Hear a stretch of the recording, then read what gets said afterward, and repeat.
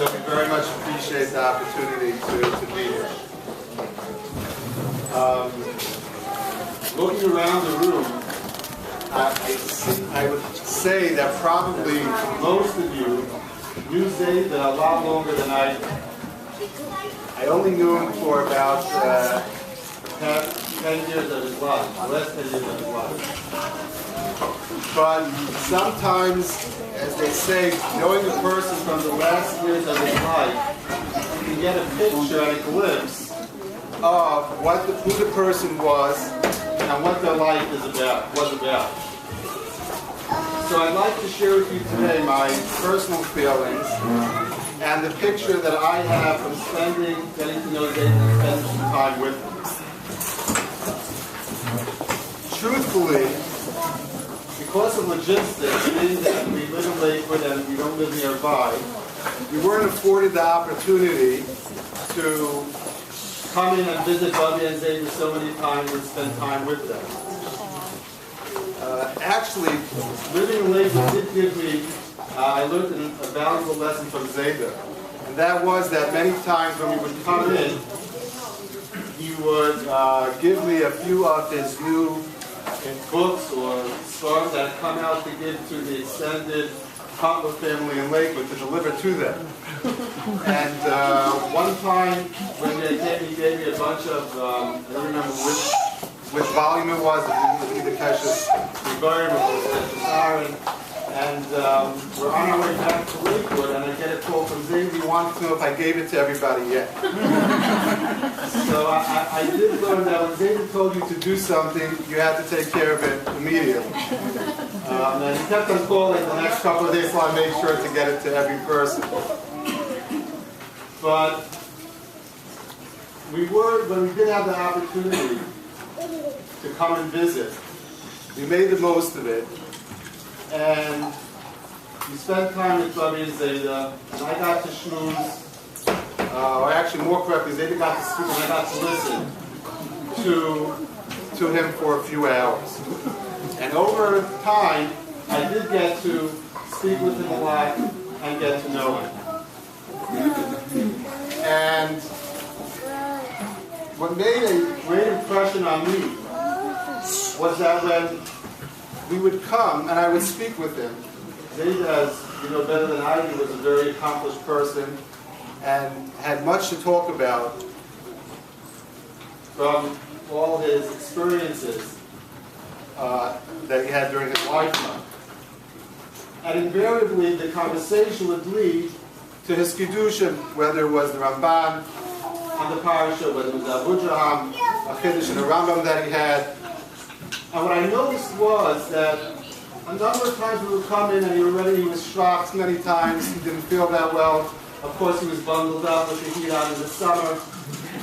And as the conversation would go on and we would get more involved, and he'd tell me about the different conditions that he had written down so carefully in the margins of his stories, he would get a chiyus. He would get stronger, he would feel better. And this happened on a number of occasions. And even though I had learned the Mishnah and known it, but seeing it in real life made a great impression on me. That is, that at the end of Kedushin, the Mishnah says, Reb Nahiroi makes a statement.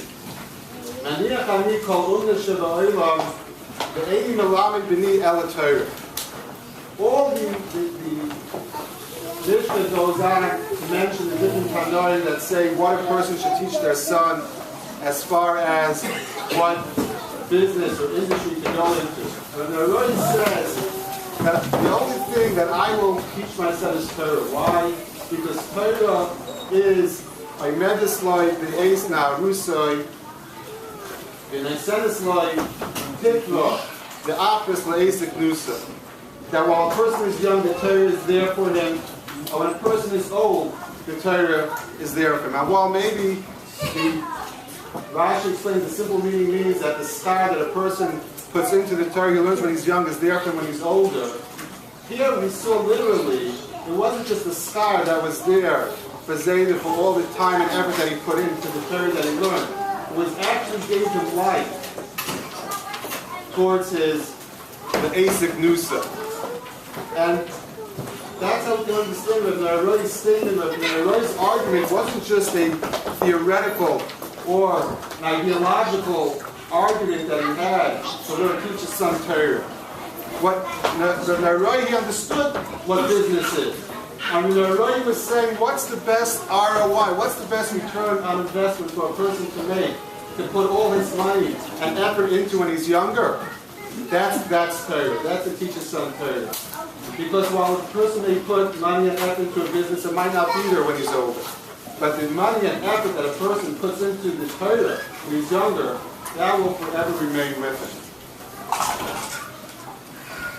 And to understand this, I think it would be best in Zaida's own words, where he says in his Sefer Mayadam Simcha, the essays and the articles that he wrote in the foreword on the different Yom Tovim, he has there a few essays on Shavuos. And in one of the essays he writes a beautiful part, I don't know if I'm saying it correctly, from Rabbi Meza or Rabbi Maza, who is, I think, the chief rabbi, says that in Moscow, that he heard from him, from the Shema. And that is that at the time of Kabbalah HaTorah by Har Sinai, the pasuk says, "Vayisatzu b'sach v'sahar." Klal stood. What it means to say is at the edge of the mountain, but literally translated means under the mountain. And the Medrash comments, why is the lashon that the Torah uses b'sach v'sahar under the mountain? The Medrash is famous, as we know. The Medrash says, "HaKadosh Baruch Hu kaf aleim har kegigah." HaKadosh Baruch Hu picked up the Mount Har Sinai over Klal Yisrael and said, "Kabbalah HaTorah muta." If you will accept the Torah, then you'll be okay. But if not, under the mountain you will be buried. And Rabbi Meza notes, how can it be that HaKadosh Baruch Hu, Taisus already asked the question, how can it be that HaKadosh Baruch Hu forced Klal Yisrael into accepting the Torah? We know Klal Yisrael said Nasa v'nishma. Here it sounds like that Hashem was threatening Klal Yisrael to accept upon themselves the yoke of Torah. And Rabbi Meza says, he suggests, that really, HaKadosh Baruch Hu was not threatening Klal Yisrael. HaKadosh Baruch Hu was giving Klal Yisrael advice.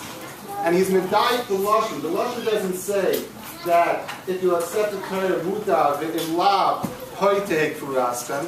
Hashem didn't say that if you don't accept the Torah, you will be buried here. The lashon is v'im lav, if you won't accept the Torah, shom tehei kurastem. Here you will be buried. What is the lashon of here? Where will Klal Yisrael be buried? What was Hashem referring to? And he says, what HaKadosh Baruch Hu is dividing Klal Yisrael. I'm giving you the blueprint, I'm giving you the business plan, what it is to survive throughout all the generations. And that is to accept upon yourself the yoke of Torah, and to listen to the Torah, and to be kind to the Torah. Then you will be fine. If not, then wherever you may be, whichever land you may be, whichever city you may be, there you won't be able to survive. With the Torah, as Zaida writes, you will have everything, and without it, you won't have anything. And what's fascinating is that while Zaida wrote in a secular paper, he was very forward in his essays. And on the Yom Tov Shavuos, where you could find many different beautiful things to write about the Yom Tov, the lessons of Shavuos, he writes the most important lesson is the receiving of the Torah from Klal Yisrael. And what Klal Yisrael is only what they have with the Torah. And without it, they don't have anything. And this was to an audience that obviously did not think along those lines. But that's what he felt, and that's who he was, and that's what he wrote. So to me, this made a great impression on what it means to learn Torah, what it means to live a life of Torah, what it means that Torah is your life. So I hope he's a Melech Yesha for the entire family, and for Bobby, she should do well and continue to be us. We all look up to her, and we're very proud to have her as the head of our family. And we should all have, she's very complicated to say this.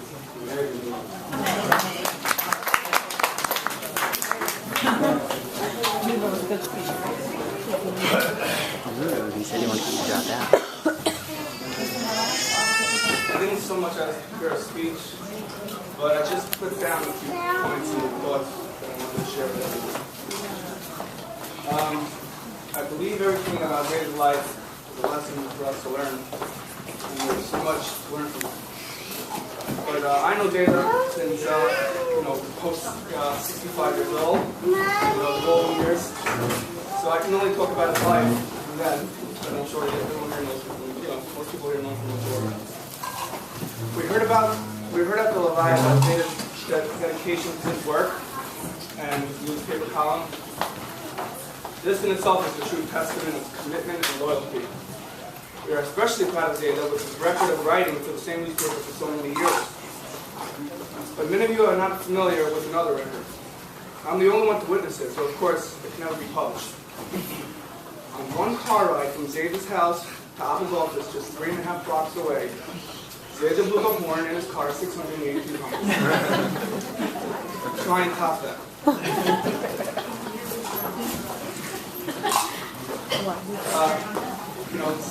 I always thought it was strange when you probably in Zaida's house that they hid their silver behind a bookcase that's farm.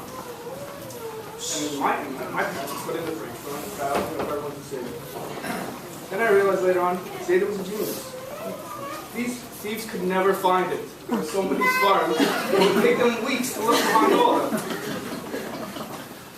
We all know how much Zaida learned. And when I was at the house, that's all I saw him. That's all he was doing, and that's all I ever saw. It wasn't enough that he just learned new things. It was always about reviewing and Hazara. He knew all of the books, he shows, he takes them out, everything's underlined, this and that, this and that.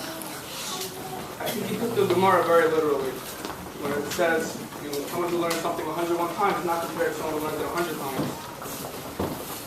Zaida reviewed so much, he actually knew the entire Chumash by heart. And he didn't win, so it's impressive. And I know this because I actually tested him. One Friday night, so he said, see, I know the whole thing. I said, yeah, let's see. I pulled out a Chumash, and I started reading the pasuk. Sure enough, we finished it. The next time I said, Vaida by Shem Moshe Lemer, I said, nice try. I only saw him at home, and how he carried himself as a person over there. Never wasting a minute, always learning. Growing up, walking to BMF with Abba, to daven with Zaida, once we got to shul, I couldn't say a word to Abba anymore. Once Zaida had his sights on him, he wouldn't let go. Even the second the bracha, Berachas Torah was done, he had rushed in for Abba, even though I had a couple of questions to ask, he never could get a word in. Also, once again, another record for Zaida, he never went on a diet. Zaida ate the same food always for his entire life. I don't remember Zaida eating any candy or nosh. His favorite dessert was sliced fruit from a can. Who could forget Zaida's pickles? When I got older, I realized they were just half sour.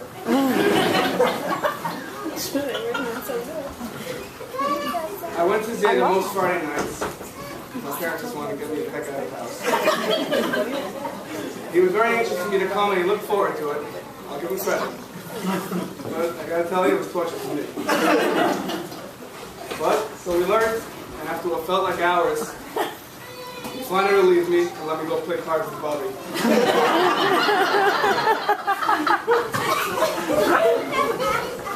Zaida loved learning with me, and of course, it wasn't enough that we learned.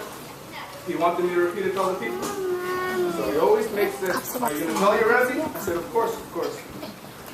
He never forgot. So the following week, he asked me, did you tell your Rebbe? I said, no. He was always disappointed. One time we were learning on a Friday night. I was a young boy. And I was sitting sideways on the chair. My foot was up on the support beam. And I broke it. Dad was there very upset. Screaming. I thought I was in big trouble. After a couple minutes, Bobby forced him to calm down. As soon as Shabbos was over, within minutes, the chair was glued. It looked like this. And this, I take a lesson from Zaida that everything that he owned and everything around him was very important to him. And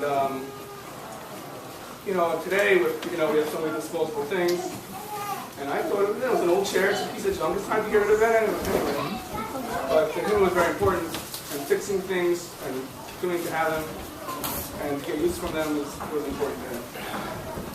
In this week's parsha, we learn about the unfortunate incident involving Korah. We all know that Korah was actually very big tzaddik. It was just made a miscalculation and a mistake. When Korah came to complain to Moshe Rabbeinu with 250 men, Moshe responded to him and said, Rav Lachem, this is too much for you. It's enough. The first being down, Moshe was actually punished for this. Korah's desire for wanting the kahuna, was misguided because he wanted to do more and become closer to Hashem. Korah was a lady, but he wanted to do more by becoming a Kohen. This meat of wanting to grow reminded of Zaida. He never said I'd learned already or finish my work. It was always about the next thing. The next thing to learn, reviewing it again and again. It's been a year since Zaida passed away, and I personally miss her very much, and I know everyone here does as well. But it's clear that Zaida left his mark in this world with a beautiful family left behind. Thank you, Mom and Anna, for arranging the Suda. Thank you, Bobby, for the